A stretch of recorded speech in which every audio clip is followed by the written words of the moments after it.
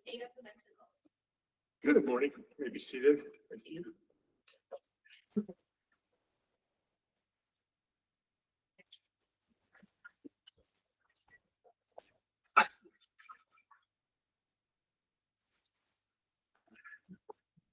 Good morning and welcome to the first argument in the courthouse of the 25-26 term. We are here on S-1-SC-40580, Ferlic versus Lovelace. Petitioner, you may enter your appearance. You have 25 minutes. Good morning, Chief Justice, Your Honors and Counsel. Larry Montano on behalf of the Petitioner, Lovelace Health Services, LLC. May it please the court. Your Honors, we are here before you on a uniquely straightforward question that implicates a matter of statutory construction. In 1977, the legislature promulgated the Medical Malpractice Act in order to ensure a viable healthcare system in the state of New Mexico. It did so in order to avert a looming insurance crisis that was precipitated by the departure of the insurer that insured over 90% of the medical providers in New Mexico. Through the Medical Malpractice Act, the legislature sought to avoid that pitfall by providing incentives to healthcare providers to participate in the Medical Malpractice Act. The MMA is remedial legislation that is critical to the viability of New Mexico's healthcare system. Recent efforts by litigants to challenge basic aspects of this statute have resulted in disparate opinions throughout the state of New Mexico with respect to such basic questions as whether a hospital like Lovelace is a qualified healthcare provider under the Medical Malpractice Act, notwithstanding the fact that it has the requisite insurance, has paid annual surcharges into the patient's compensation fund. And they extend it further, even when they acknowledge that Lovelace and other hospitals are qualified healthcare providers, they challenge whether the MMA even provides them coverage for claims that are unquestionably malpractice claims. In this case, plaintiffs sued Lovelace, the hospital, and only Lovelace for malpractice on grounds that it is vicariously liable for the conduct of its employed registered nurses. Because Lovelace is a qualified healthcare provider under the Medical Malpractice Act, and there is no dispute about that in this case, it is entitled to all of the MMA's benefits and protections. In this case, the plaintiff seeks to avoid that outcome by contorting the language of the Medical Malpractice Act and contending that it does not apply to this situation. They also rely on Baker. Quote, the MMA only covers the acts of medical malpractice committed by healthcare providers as defined by that act. What is your suggestion that we do with that language from Baker? I think that you should apply it in this case. You should apply it because Lovelace is a qualified healthcare provider. Are nurses in the definition? Certain nurses are in that definition, not the registered nurses whose conduct is at issue in this case. Okay. And isn't that because registered nurses can't act independently, whereas a nurse practitioner can? Is that kind of the categorical distinction between those who are listed and those who are not? I mean, I note that occupational therapists, PTs, and the like are also not listed. Is that a distinction? Yes, yes, Justice. And I misspeak. It's not nurse practitioners because they didn't exist, but the nurse anesthetist, the word I struggle with, is listed and nurses are not. Is that what, to your mind, the legislature was trying to categorize? Yes, that's exactly correct. Justice Bacon. And what we have observed over the course of the last 45 plus years is there has been an evolution in the way that medical services are provided in this country and certainly in this state. To Justice Bacon's point, when the Medical Malpractice Act was promulgated, registered nurses and a whole host of other medical providers could not practice on their own. They had to practice only under the supervision of a physician. And so as time has evolved and nurses have become more important in our delivery of healthcare services, there should be a recognition by this court that their conduct, especially when they are not sued individually, but they are employed by a qualified healthcare provider, under those circumstances, this court, in applying the plain language of the Medical Malpractice Act, should conclude that there is coverage for Lovelace. So, but you're asking us to go a step further with question number 2. And question number 2, I find it difficult. You're asking us to declare that nurses are also QHPs. I want to better understand that argument. And related to that, if we were to agree with you on question number 1, why should we reach question number 2? Thank you for that question, Justice Bacon. Admittedly, that is a more nuanced question before the court, and we would not suggest otherwise.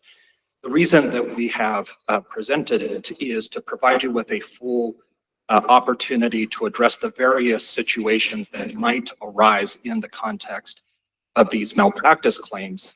But, Your Honor, in this particular case, if you answer the first question that you've certified with respect to hospital systems, whether they are covered under the MMA for vicarious liability claims, then you wouldn't have to reach the second question. And that's a more prudent course because it's a claim against the nurse with a vicarious liability. That's correct. There's no direct claim against the nurse in your case, the case before this court. That is correct. What are the limits, or are there any with regard to vicarious liability under your argument? Is there a circumstance in which MMA protections do not apply to the QHP? None that I can think of, Chief Justice. And I think it's important to know that in Baker, there is a passage that we quoted, I believe it's at paragraph 39, where the court stated, quote, "The legislature intended that medical malpractice claims made against employers under the doctrine of respondeat superior be brought under the act." In paragraph 32, this court stated, quote, "The employer and the employee are treated as one entity for purposes of assigning liability under the doctrine of respondeat superior." For that proposition, this court relied on the restatement third of torts with respect to the apportionment of liability. That is what we are dealing with here. We are dealing with a vicarious liability claim where the plaintiff is contending that a hospital, which is a qualified healthcare provider, that somehow it's not covered for a particular species of claim that is tethered to the QHP status of its employees. Thing that I've spent some time thinking about. So take a slightly different set of facts than this case, because I think, here it's clear the claim is solely vicarious liability against your client. But what would happen if plaintiff had made direct claims against the nurse and vicarious liability claims against Lovelace? What would happen to the nurse in that scenario? Other than the nurse probably being judgment proof, because we know that they don't get paid a lot. But what would happen in that scenario? Isn't that the concern, Justice Bacon, is that if it were so easy to circumvent the MMA by electing to sue everybody, not just the hospital, but all of its employees, down to a nurse's assistant, down to the person that delivers medicine and equipment to a hospital room. If you go down to that granular level and say, but that person isn't a qualified healthcare provider, and therefore, insofar as their conduct is implicated, then the hospital is not covered. That cannot be the law.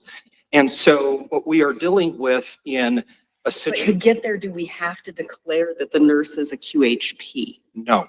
Why not?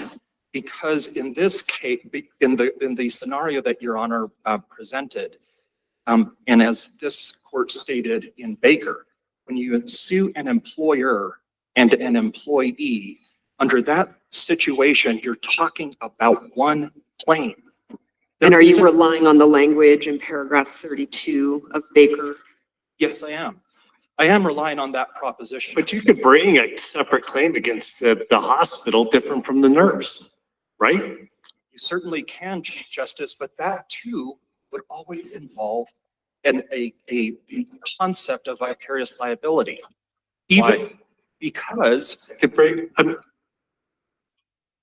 I sat through discovery in my trial court days about nursing staff, you know, when did you do shifts? How many nurses did you have on site? You could bring a separate, entirely different claim against the hospital than you could against the nurse. You could bring both, but you don't have to, do you? two responses to that, Chief Justice. Number one, somebody who is employed by the hospital is making those decisions. As a corporation, both in the cases that this court has decided in the MMA context, in the uniform jury instructions, there's a recognition that companies, corporations, certainly hospitals, are incapable of treating a patient. They're incapable of diagnosing an illness. They can't prescribe a course of treatment. But even with respect to those policies, there is no artificial intelligence that is creating these things on their own. Ultimately, some person who's employed by that hospital is making that decision. So HR making a negligent hiring decision, you believe would then be subject to the MMA cap for the hospital? It certainly would, because at the end of the day, this piece of paper is not going to ever hurt anyone. And what could hurt somebody is if something's written on this and it is approved, endorsed by the hospital, and then it's to be administered by the medical professionals within the four walls of the hospital, there is going to ultimately be a human being who is going to have had to do something or not do something that resulted in some kind of injury to the plaintiff. The second point that I would make in response to your question, Chief Justice, is, as this court is aware, this is but one of many cases that are being pursued under the Medical Malpractice Act. The scenario that you just described would not be conceded by the plaintiffs bar as arising under the Medical Malpractice Act. What they would argue, and what we have stated in our papers, because in this case, the plaintiff has not limited their claims to de jure malpractice claims. There's also a UPA claim. There is a contention that there's a hospital administration claim.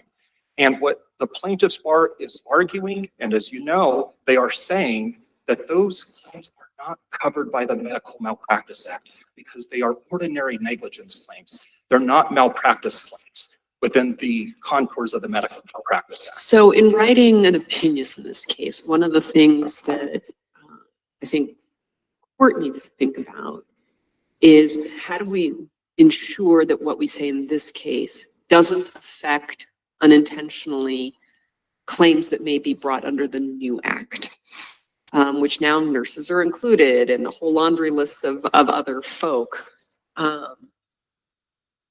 Is there anything to your mind, and I'll be asking the plaintiffs the same thing, is there anything to your mind that we need to be cautious about in addressing this issue under the old act so that it doesn't springboard into something that we don't intend under the new act? Justice Bacon, I do not think so. And the reason I say that is under the new Medical Malpractice Act, we view that as a clarification of existing law. It's not new law, it's in a substantive sense of the word. It is a recognition of these principles that were first recognized in Wilczynski versus Medina. That was a case from 1989, if memory serves. And in that case, what this court said, and I'm not going to try and do the math right here at the podium, but since 1989 to the present day, Wilczynski has been good law. And what Wilczynski said is the legislature intended for us to give the term malpractice claim a broad interpretation. And I dare say, if you look at the Medical Malpractice Act, not just as it was promulgated back in 1977, but even under the new version of the Medical Malpractice Act, the definition of malpractice claim is still the same. There is still that same language. It still refers to injury to the patient. But in Wilczynski, the person that brought the lawsuit was not the patient. The plaintiff was a person who was involved in an automobile accident in which they were hit by the driver who was a patient of a doctor who had prescribed medication. Apparently, the patient was groggy when she left the care of this doctor. She then got involved in an accident, and the person that she hit brought the lawsuit. And so in that case, this court was called upon to decide, does that implicate the Medical Malpractice Act? And this court held that it did, even though we were not talking about injury to a plaintiff. And even though in that case, the tortfeasor driver was clearly not a qualified health. Post-amendment got rid of the purpose statement. Do you agree with that? The new act. You're relying on, basically, your argument, let me focus on that. Let's focus on statutory argument, right? Pre-amendment, post-amendment, the statute you're dealing with. It seems to me, and totally fine, you're arguing the purpose provision, right? Where, if we were just to look at the act, other than the purpose provision, what is your best argument in the definition of the Medical Malpractice Act that nurses are covered? The best response that I have for you on that is that hospitals can act only through their employees. And one of that class of employees would be nurses. So if a hospital is not covered for nurses, then it's not going to receive meaningful coverage under the MMA. So given that, what do we do? Because I'm still curious. I'm not really, struggle's the wrong word, but I'm curious about paragraph 31 in Baker and what the court then was trying to do. And I query whether in writing something, if we were to agree with your position, do we need to cabin anything in paragraph 31? Because it says, since the MMA only covers the acts of medical malpractice committed by an individual who must be licensed, certified, blah, blah, blah, and you get the laundry list. The act of medical malpractice here that's being alleged was committed by somebody not on that list, a nurse. And so I'm curious, do we need to do something with that sentence in paragraph 31, or was paragraph 31 trying to do something different and maybe it was just a little sloppy? Yeah, I think Justice Bacon, that the work that you do with 31 is you recognize that that was the context in which Baker arose. So in Baker, and I know I'm saying things that you know already, but the entities that were sued were not listed at all in the definition of healthcare. It's like an LLC or, yeah. Correct. And it was LLCs, and I believe there was a C corporation. And so in that circumstances, what this court was grappling with is those entities don't appear at all. And so in that situation, the court had to look at the next layer, which is, well, what is the actual intent here? The intent is that if you're a licensed professional and you happen to work under the umbrella of a corporation, then you're going to be covered. But the difference between Baker and this case is that hospital is specifically identified in the MMA as a potential healthcare provider. So this court does not have to stretch in that regard at all. What makes this case uniquely straightforward in our view is that it really boils down to grappling with ascertaining two things. One is, what is a cause of action? And the second is, who is a qualified healthcare provider? And I come to those questions by virtue of the definition of malpractice claim, which is the same now as it has been since the statute was first promulgated. And what is said at 4153C is that a malpractice claim includes, quote, any cause of action against a healthcare provider or medical treatment, lack of medical treatment, or other claim departure from accepted standards of healthcare, which proximately results in injury to the There's patient. no dispute. Is there a dispute? Lovelace is QHP? Not in this case. Why is part of this discussion, what is a QHP? There's no dispute. It's a vicarious liability claim against the nurse, right? The reason that I raise that is because that's just one of two elements that this court has to grapple with. I agree that in this case, there's not really something that you need to elaborate upon other than simply to recognize that Lovelace is a qualified healthcare provider. And so what it really boils down to is, what is a cause of action? And if you go and you look at Black's Law Dictionary or any other legal dictionary, I happen to pull up what Cornell University states a cause of action is. It is, quote, a set of predefined factual elements that allow for a legal remedy. The factual elements needed for a specific cause of action can come from a constitution, statute, judicial precedent, or administrative regulation. That is all that's required. And here, when we're talking about the MMA, the cause of action, the predefined factual elements that need to be shown are medical treatment or lack of medical treatment. Well, we've recognized, I think Court of Appeals has recognized since 1973, you can bring a vicarious liability claim Yes. against the hospital, right? Yes. Okay. That's correct. That's correct. And one of the things that we have said in our papers is exactly that. That this court, since the 1970s, that I'm aware of it, there might be an earlier decision than that. But since the 1970s, this court has recognized a hospital may be sued for vicarious liability claims. And so if there were something about that troubled the legislature such that it wanted to be clear that vicarious liability claims were somehow carved out from the MMA, it would have had 50 years to do it, but it hasn't. And when I began my argument this morning by referring to the fact that in recent years, there has been this challenge to the context of the MMA.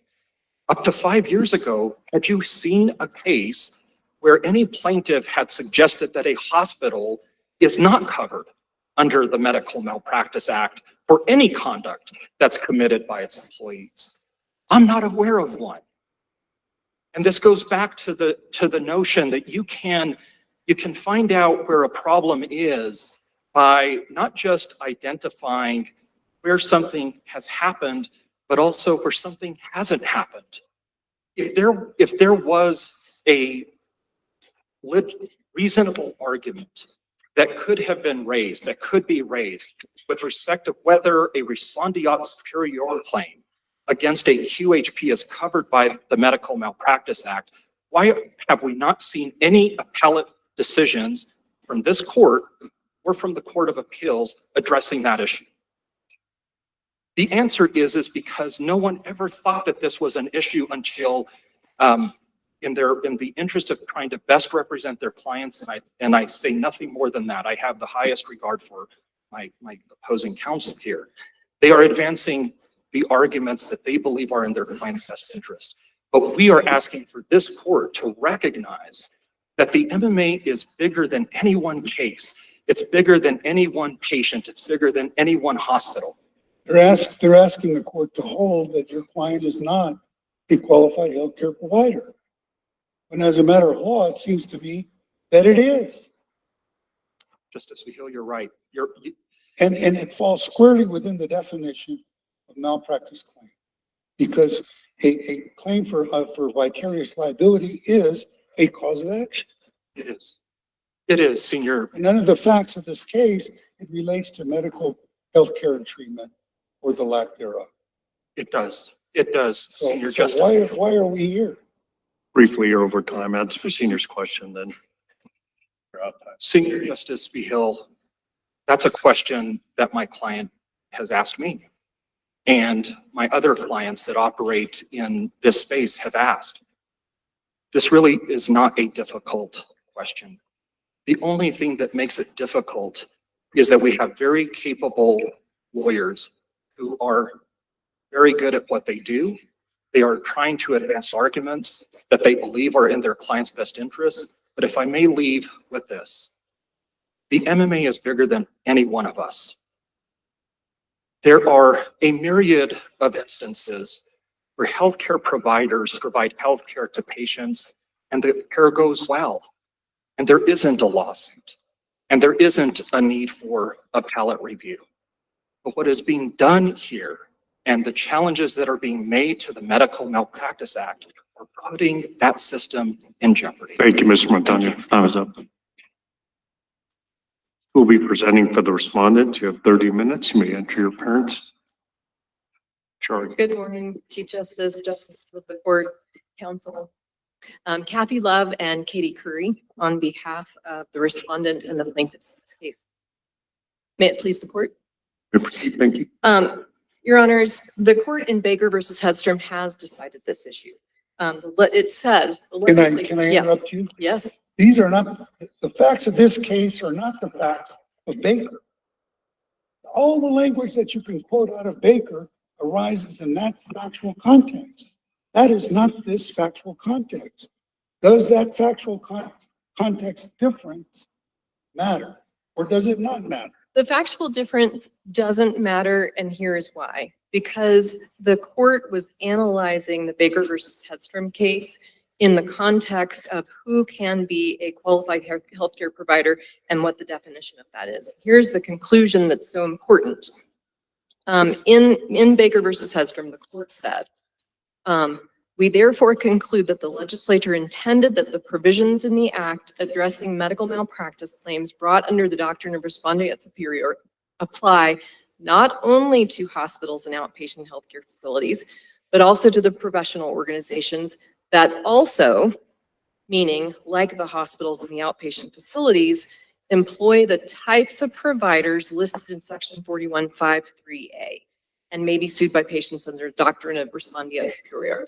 That is the key part of Baker versus Hedstrom, where Baker versus Hedstrom was looking at what happens when a hospital is sued. Really, Baker versus Hedstrom, as I understand it, holds that if the agent's liability is capped, the principal's liability is also capped.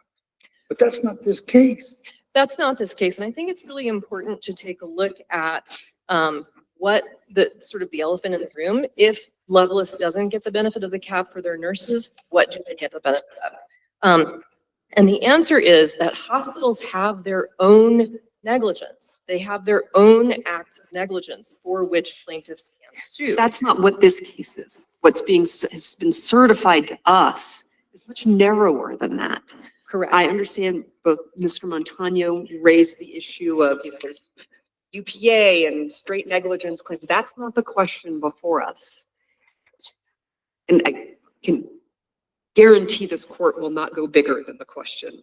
Will not, I'm Go sorry. bigger than the question that's actually been certified. No, to I us. understand. And I don't ask the court to go any bigger than what was certified, but I think it's important to, for the context of analyzing what the legislature intended at the time when it drafted the statute the way it did. And what the legislature intended is there are 3 ways you can sue a hospital in a case that is like this. You can sue a hospital for ordinary negligence. We have a UJI that talks about that explicitly, and it may cause injury to a plaintiff, but it is ordinary negligence that is not covered by the Medical Malpractice Act. You can also sue a hospital for their own direct medical negligence. There are all kinds of things that hospitals can do that are Negligent required retention. by the standard of care. And that is medical malpractice, which is covered. So a hospital gets the benefit of the act for a whole host of actions that they can commit that is a breach of their own standard of care.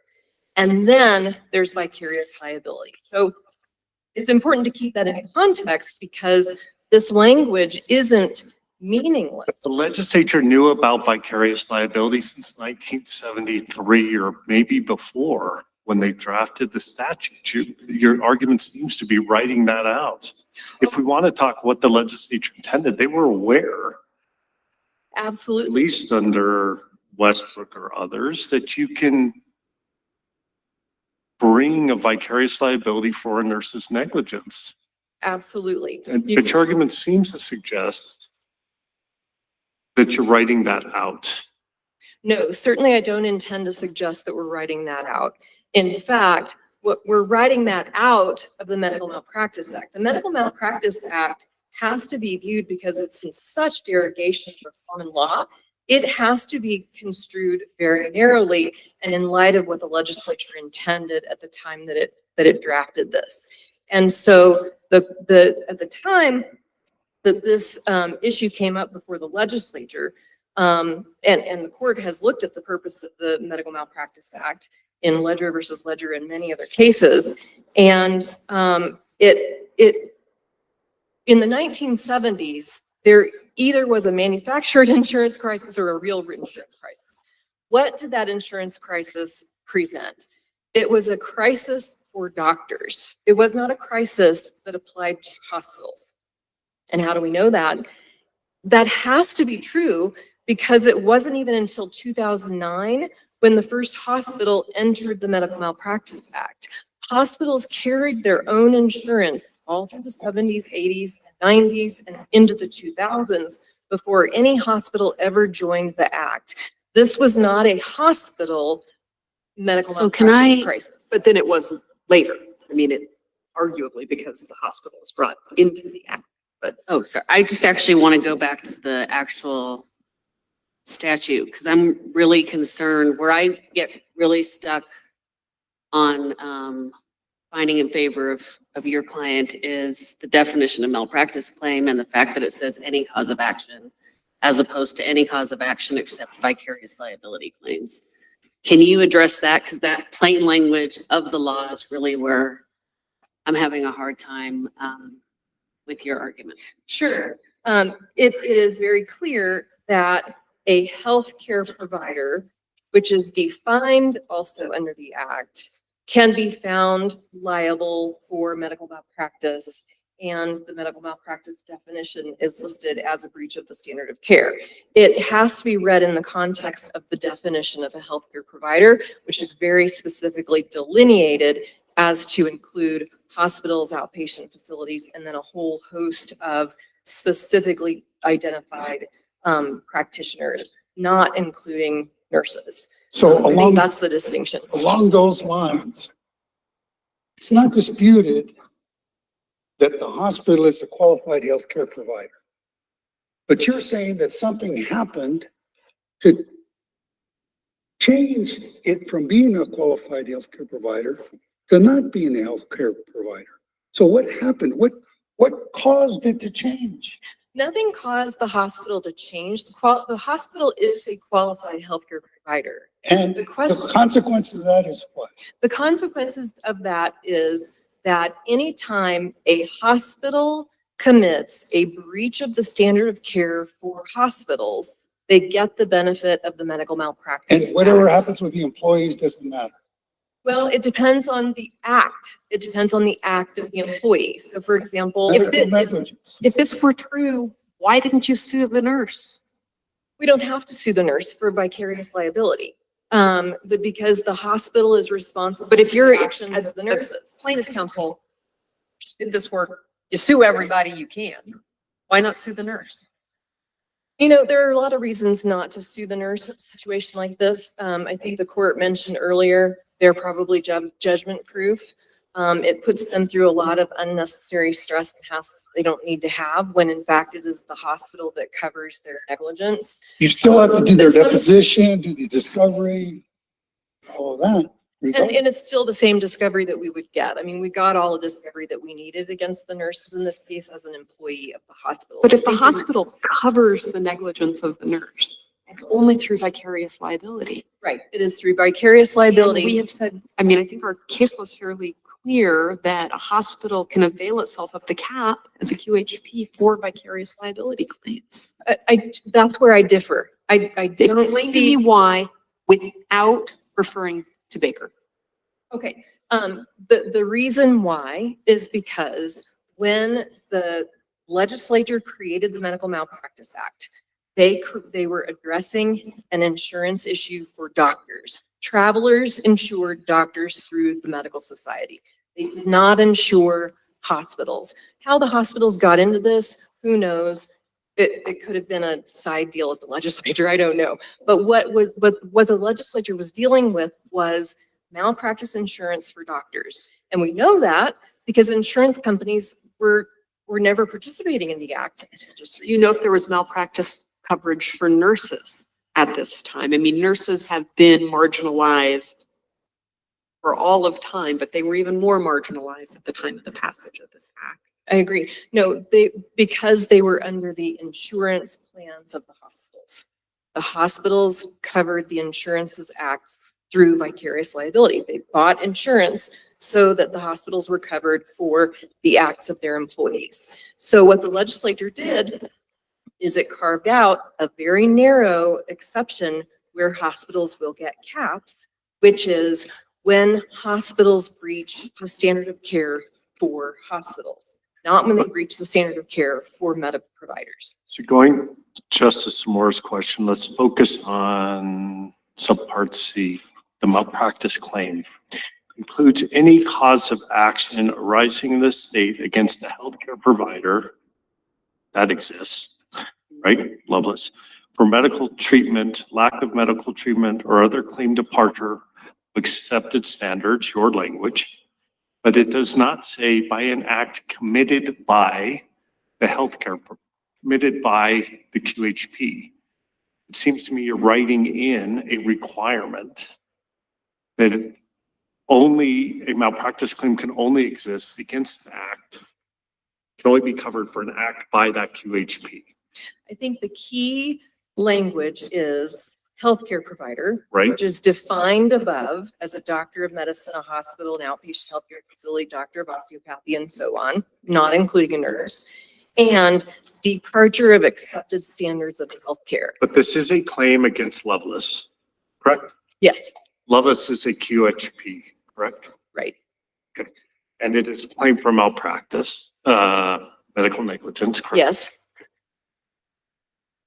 But C as a claim doesn't require that the act of negligence be by the QHP. Well, it does. It says Okay. any cause of action against the healthcare provider, being the hospital, for departure from accepted standards Or of medical healthcare. treatment. Yes, Yeah, medical can't leave that treatment, out. lack of medical treatment, or other claimed departure from accepted standards of care. The or language includes when you sue a hospital, the hospital gets the benefit of the Medical Malpractice Act or departing from the hospital standards of care. And those standards of care are set by the industry, They're set by the Centers for Medicare and So- Medicaid. What language in C limits the applicability of the, or accepted standards of healthcare to hospitals? Well, it's the definition, it's the fact that it's a healthcare provider Right? who commits the negligence or who departs from the accepted standards of healthcare. But as I understand your argument, and you correct me if I'm wrong, you're saying that in the instance of hospitals, it is the departure from accepted standards of healthcare that we're really concerned about. We're not concerned about the medical treatment or lack of medical treatment. We're only talking about the departure from standards of care For hospitals, for correct. hospitals. What language in C tells you that that particular phrase, departure from accepted standards of healthcare, Because, is the only thing that applies to hospitals? well, there isn't language in C that specifically says that, but it's because they are a healthcare provider. And this is how this healthcare provider, hospitals, breaches the standard of care. But looking at this from a grammatical perspective, a hospital being a healthcare provider can be covered for medical treatment, lack of medical treatment, or other claim departure. It doesn't, I think, going to Justice Vargas's point, it doesn't say a claim against a hospital is limited to other claim departure from accepted standards of care. It's being sued, it's cause of action against the hospital for medical treatment. And that can only happen through vicarious liability. Well, the hospital is not being sued for its breach of the, its medical treatment. The hospital Because is, the hospitals only act through people. So you've got a Right. nurse, a doctor, whoever commits an act that falls below the standard of care for medical treatment. If you sue the hospital for that vicarious liability, it fits squarely within malpractice claim includes any cause of action arising in the state against a hospital for medical treatment. I mean, it fits neatly into that, just using basic rules of grammar. It doesn't say that it's limited to that third category, as you're arguing. then it begs the question of why we have uniform jury instructions that talk about ordinary negligence, direct negligence, and vicarious liability. You could potentially sue for a variety of things, but here, the question before us is, can the hospital avail itself of the cap under the Medical Malpractice Act for a malpractice action being any cause of action against it for medical treatment? That's really the question. Sure, you can argue down below, not in front of us, about direct claims of negligence. I'm not suggesting today that you only get one of these things, but the issue before us is about the nurse, and the nurse seems to, that vicarious liability claim seems to fit neatly within that first clause. Well, and keep in mind that this clause is not talking about vicarious liability. This clause is talking about who are the people and for what actions, people and entities, and for what actions do they get the protection of medical malpractice. But then you're Act. ignoring that a claim against the hospital can only, for medical malpractice, Right. can only be through its contractors and employees. The hospital itself, only way you can sue them. Right, is it's through the hospital, a corporation certainly does act through their employees. But the question is not, are they acting through their employees? The question is, what are their actions? But Are their actions, medical malpractice? And it is the breach of the standard of care for hospitals that this act intended to break from the common law and from what applies to all other corporations in the state of New Mexico, to give them this one break for their own breaches of the standard of care. I've been trying to ask this for a while, but your argument, it seems to me, holds water only if a claim for vicarious liability is not a cause of action. If a claim for If it is a cause of action, then to the point that Justice Bacon, Justice Vargas are making, the limitation that you're arguing for doesn't hold water. Well, it's a separate claim. It's a separate It's a claim against the cause of hospital. action. It's a separate cause of action against the hospital for the actions of individuals who the legislature did not intend were. We don't have any intent here. We have plain language. It's a cause of action arising against a healthcare provider for medical treatment, lack of medical treatment, or other claim departure. Or other claim departure. And So it's it, inclusive of all of those.